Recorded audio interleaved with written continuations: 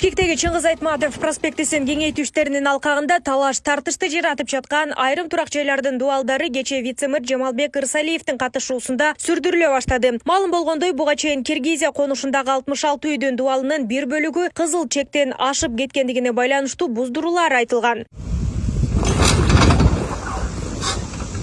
Бирок аталган проспектинин жашоочулары мэриянын мындай чечимине нааразычылыктарын баштапкыдан бери айтып келишүүдө. Алар курулушка уруксат кагазы бар экенин айтып, кенемте төлөп берүү маселеси чечилбегенин да билдирүүдө. Ал эми кечээ башталган снос иштерине алдын ала эскертүү берилбегенин да маалымдашты. Биз арыз да жазганбыз бир нече жолу.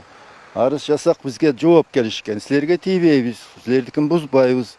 Силер менен сүйлөшүп, келишимдин негизинде, закондун негизинде иш кылабыз деп келишкен да. Анан эми кечөө келишти дагы бир рота милиционер менен келиштип.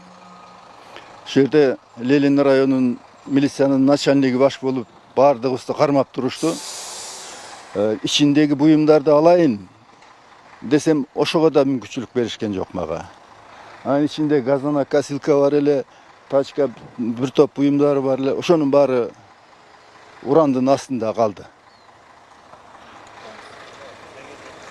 Анан бул аябай эле зордук иш болду да.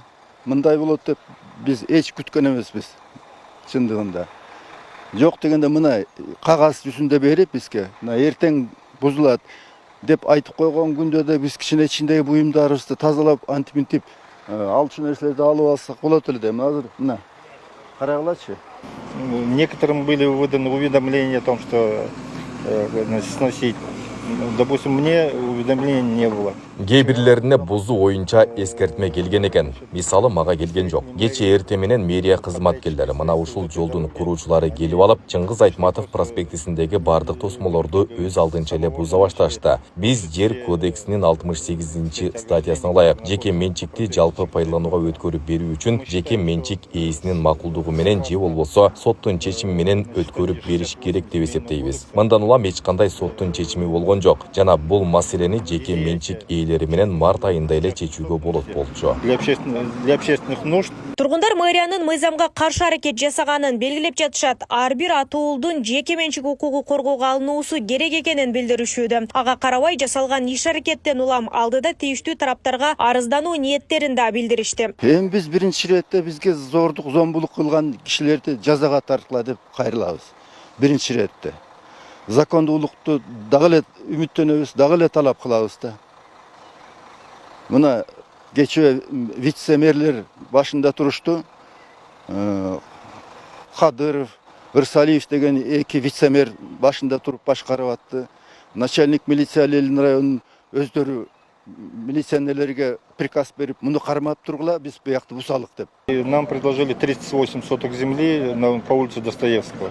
Бизге Достоевский көчөсүнөн 38 гектар жерди сунушташты. Бирок бул жерде эки маселе бар. Биринчиден, ал жактын жери менен бул жактын баалары ар башка. Экинчиден, ал жерлердин соттук маселелери бар экен. Ошондуктан бул маселе өзү менен өзү жок болуп кетти. Мен болсо муну эртерээк чечиш керек эле деп эсептейм. Бекитилген эрежелердин алкагында чече турчу чечимдер бар. Жалпы алганда мунун баарын элдер түшүнүп эле турат. Болгону коомчулукка туура айтылышы керек эле. Тилекке каршы баштапкыда эч кандай компенсация болбойт дешти. Кийин Достоевскийдеги жерде айтышты. Бул жерде болгону элдер менен сүйлөшүүгө баруу керек. Жана бул чечиле турган маселе.